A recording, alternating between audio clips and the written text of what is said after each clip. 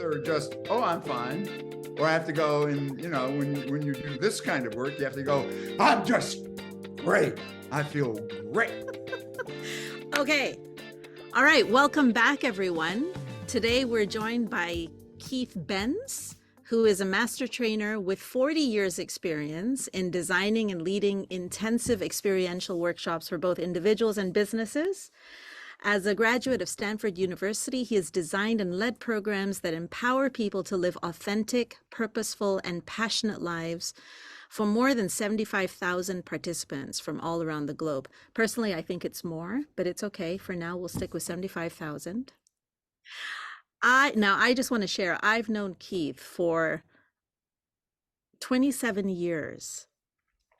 And it's amazing when I say that number. That's quite a long time ago.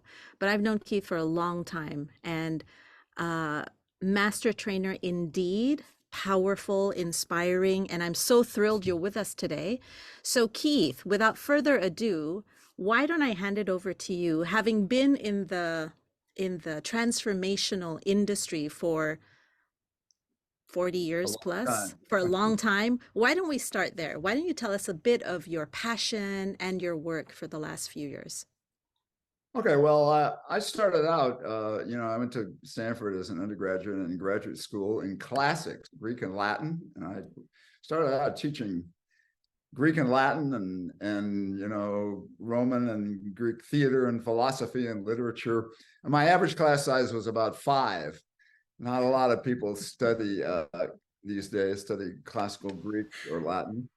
And I went into teaching because I wanted to make a difference in people's lives. And I wanted to do something that would really support people in leading more purposeful, more meaningful, more engaged, more passionate lives.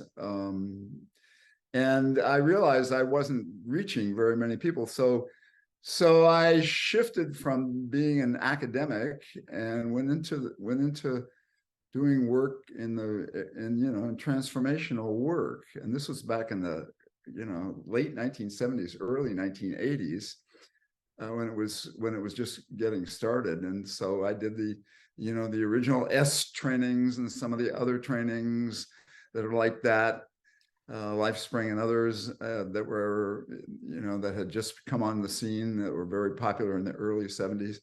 And I realized that was my calling, was to be able to lead people, not to teach them more knowledge and more information, which is interesting, but doesn't change anything, but to do something that would really give people an opportunity to break through their limitations.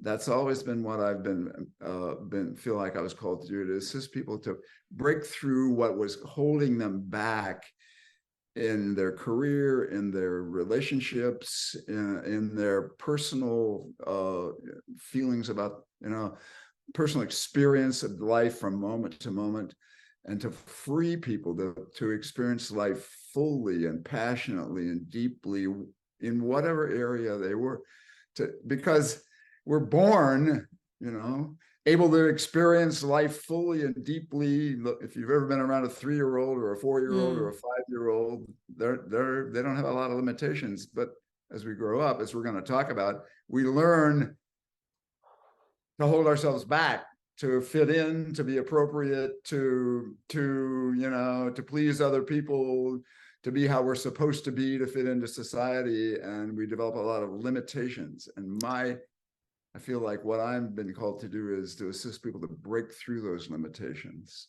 Wow. Okay. And I feel like what we're going to talk about is the kind of the next stage of transformational work. Okay. Just pause a minute, because we'll get to that. You had said something that's really fascinating, given who our audience is, right? And so you said not just teaching. So what you do now is not teach, which speaks to the brain. Can you make that distinction? What is the distinction between teaching and what it is that you do? Well, teaching is very valuable. I'm not trying to put down or, to minimize teaching. It's passing of what I know so that you know what I know, or in some cases, so that you have a skill that I can teach you. You know, I can teach you yoga, or I can teach you meditation. I can teach you how to do something, or I can pass on information as in a history class or a class, and that's interesting. It gives me more knowledge and more information and more skills and perhaps more tools that I can use, but it doesn't change my life. I still look at the world the same way.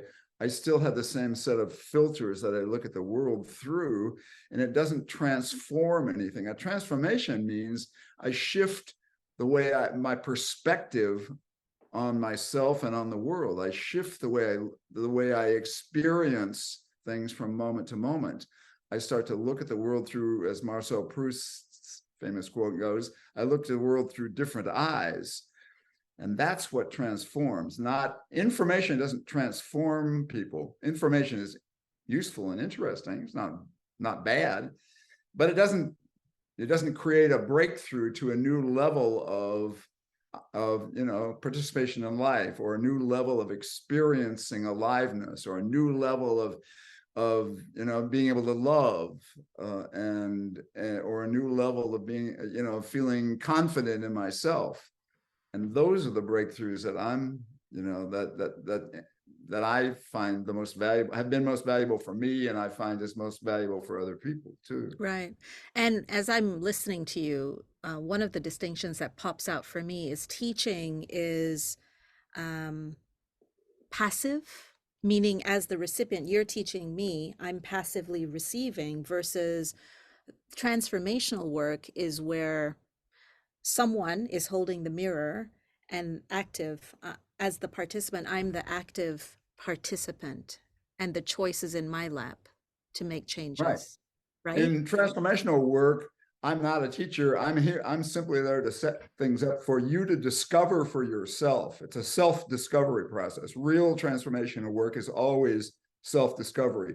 If I tell you, give you some information that is accurate and useful, but it's my information to you, rather than you discovering it for yourself, the value is way, way less in my experience. The real breakthroughs come when I discover them for myself, not when somebody points them out to me or gives me a new insight that comes from them. It's me discovering it. Absolutely. Yeah, really powerful, really powerful. So you were about to say earlier, the next level of transformation. So people who go through transformation, obviously they're more aware, or they become more aware, and that's an ongoing forever and ever journey, right? We just continue to grow in our awareness. Possibly as people become more aware, they become harder on themselves, right? Their standards go up maybe. So what would you say is the next level on transformation? So I find that people, who do transformational work, one of the pitfalls is that now I have higher standards for myself. Now I, hold myself to, I should always keep all of my agreements. I should never, be disconnected or uninvolved. I should always be completely present and engaged. And so I raise the bar on myself, as I find a lot of people do, and therefore I find myself being critical of myself, judgmental of myself at an even higher level than before I started transformational work. I can be tougher on myself because now I know more, and I have higher standards. And so the next level is self-acceptance. The next level is truly accepting myself, all of myself, the good news, the bad news, the in-between news, all accepting all of myself just as I am, rather than constantly finding ways to say, well, you should have done that better, or you could have done, you could have done more there, or you could have done, you could have had a bigger impact there.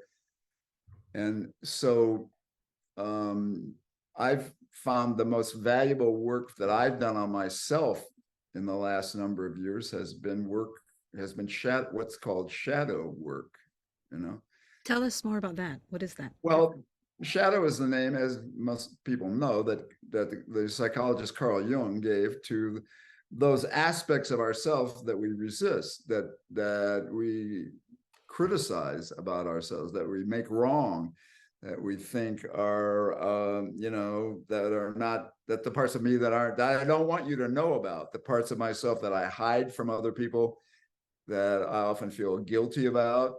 If you knew about this about me, I feel ashamed. I feel like this is something that I need, something that's wrong with me that I need to overcome. And What would be some examples of that? well, like for example, being aggressive. It's that I should always be calm and peaceful. Or anger, I shouldn't be angry. I should always, be calm and collected. That I shouldn't be jealous, and I shouldn't be selfish. I should always be looking to share and to give and to contribute. Not okay to be, not okay to think of myself. I shouldn't hate. I should always be loving and but unfortunately, all of those are very natural, normal human feelings that all of us have, you know. And but as human beings, we learn at a very early age that there are some ways of being and some ways of feeling that are not acceptable. First of all, to our parents, but then later to our brothers and sisters and to our friends and to our teachers. And so as a kid, from a very, very early age, those of you who are parents know, at a very early age, what do we hear from mom and dad? Don't eat all those cookies. You got to be generous. It's not right to be selfish. You should always be generous and share. Or don't hit your brother. That's not nice. You should never hit anybody. You should never be violent. Or, don't be so loud. Calm down. You've got to keep things under control. Or don't be such a slut. Don't make such a mess. Why did you make such a big mess? And so we learn very early what ways of being and what ways of feeling and thinking are gonna get us approval. And when you're a kid, not just approval, but love and acceptance and being part of the family and all that. And so a lot of parents, with best intentions, are tough on their kids. They criticize them, they yell at them, they spank them, they even beat them for being bad kids. So we learn to suppress those parts of ourselves that are not acceptable to mom and dad and to our brothers and sisters and to our friends and to our teachers. And we suppress them at a very early age. And so they become unconscious. Right. And invisible. I don't even Right. We carry them realize. around and not even aware that we carry around at a level that's unconscious, a lot of anger, feelings of I didn't get what I deserved, feelings of jealousy, feelings of selfishness, and even feelings of violence. I'd like to punch that guy right in the nose. Feelings of violence, feelings of unkindness, meanness.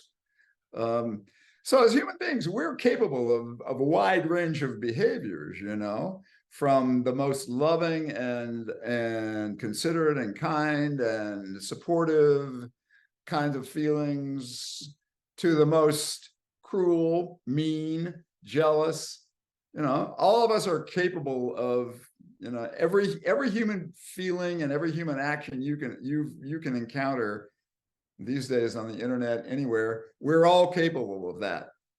But most of us suppress what's not acceptable, what we won't get approved of, and we carry it around at an unconscious level.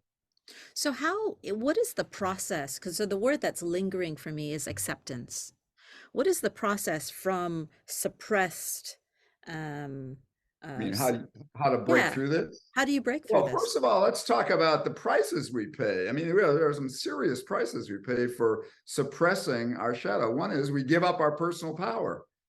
I mean, if it's not okay for me to show any anger, people are going to take advantage of me. I'm not going to be able to defend myself when I need to. I'm not going to be afraid of confrontation. I'm going to run away from any situations where there's any anger.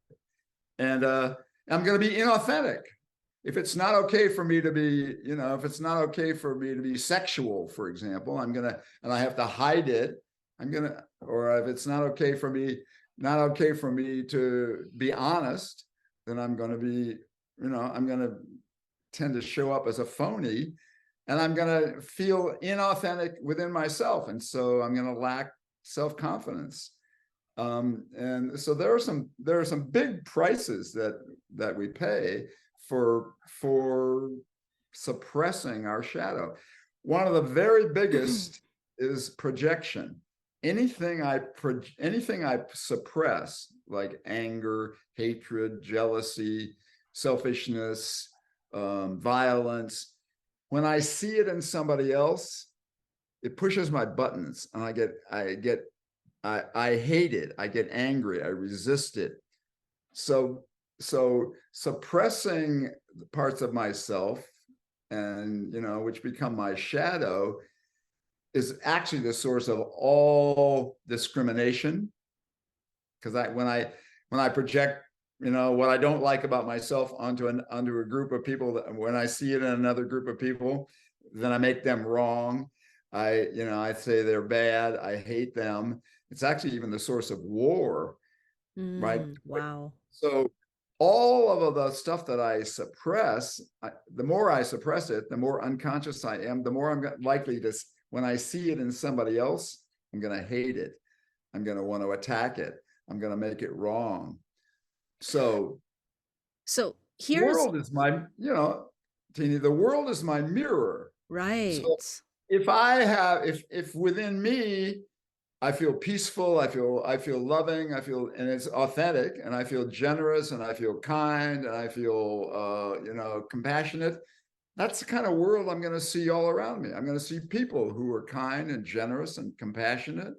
And if I have anger and hatred That's what you're and going to see. prejudice in me, that's what I'm going to see around me. The world Right. mirrors what's going on inside of me. I mean, this is not a new idea, but it's not an idea that most people really get. Yeah. That what I'm seeing out there is a mirror for how I feel about myself. Right. The interesting thing is all of this occurs automatically. So it's not like I sit there and I think about it and I go, okay, I'm projecting, this is how the world, we're going through life and triggered, right? Something happens and it's an automatic reaction, right? And so with a lot of the coachees and clients I work with, there's so many what I call blind spots, and we get off that, my favorite analogy is get off that treadmill of life. We're so busy running, and we pause, slow the tape down, and people start to surface some of these automatics, and we explore, where the heck does that come from, right? And so it feels like this is an overlap conversation, isn't it? Yeah, that's transformational work. Yeah. Well, if you want to know what first of all is to recognize we all have a shadow. We all have things about ourselves that we suppress to the level of unconsciousness, that we then project onto others, and we hate what we see in others if it's something that we don't, that we hate in ourselves or don't accept in ourselves. Like, for example, messiness. If it drives you crazy that when you're around somebody who's messy, who's a slob, and all that, it lets you know that that's part of my shadow. That's something that I, maybe a long time ago, suppressed because I got criticized, yelled at, scolded, made wrong for being messy.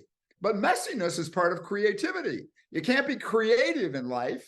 You can't be, innovative if you're not going to be messy, and if everything has to be perfectly in order, right? You cut down on you seriously limit your creativity and your spontaneity and your genuineness if you can't be messy. So that's an example, right, of Right. happens, like you say. Yeah. So if you want to know where to begin the work, start noticing what pushes your buttons. Whatever I resist out there, first of all, in other people, but then just in the world in general, lets me know that that's something that I have suppressed in myself. If that weren't so, I wouldn't resist it. I wouldn't see it as wrong and bad, right? Like, for example, anger. If anger pushes my button, if I see people who are angry and I think, oh, what's wrong with those people? Why are they, that's bad, that's wrong. They shouldn't be like that. That lets me know I have a lot of suppressed anger. And it's going to pop out. The other thing about have a shadow, if it's unconscious in strange times when it can be very destructive, it will erupt, and suddenly I'll get like, the stories about the people who were mass murderers who go and shoot, like in the US, unfortunately, go into a school and shoot 19 kids like that guy did in Texas. What is that all about? All of my suppressed anger bursts out. Right. But it happens in smaller ways too in our relationships. I get triggered, and all the anger I carry around at an unconscious level comes popping out. Like coming home and stepping on that Lego piece. Right? Parents out there, we've all done it, but the explosion doesn't match the crime, right? So the last time, right. So the last time we had a previous conversation, and you mentioned the golden shadow. Talk about that. That was fascinating too. As as Jung also wrote about, we don't just suppress the parts of ourselves that we've been talking about, the negative, what we consider negative. We also suppress the parts of ourselves that are golden parts. In other words, our beauty, our intelligence, our capability, our passion, our willingness to sacrifice. We suppress what's most powerful and most positive about ourselves. Well, for slightly different reasons, but it's all related. So if I suppress the parts of myself that are great, that are capable of accomplishing great things in life, that are where I'm capable of making a real big difference, and, for example, becoming famous, becoming well known, and doing something that really make a difference, why would I suppress that? Well, so why do people do that? It's very safe. Mediocrity is a very safe place. It's much safer to be mediocre than it is those people who express themselves powerfully and openly and become well known, subject themselves to what? Being criticized, judged, made wrong. So it's very safe if I don't own my greatness, if I keep it under wraps and I just kind of go along, not doing terrible, but not doing too good. And that way also I won't embarrass other people around me. What should a good person always be? Humble. A good person should never be arrogant, never be, boastful, never show up as better than others. The best way to be is kind of like everybody else. The easiest, safest way to be is a humble, person who's kind of just like everybody else, maybe a little above average, but not too much above average, Right. That way I'd be arrogant. And sometimes it's about, I don't want to embarrass my dad by being too great, since my dad was not so great.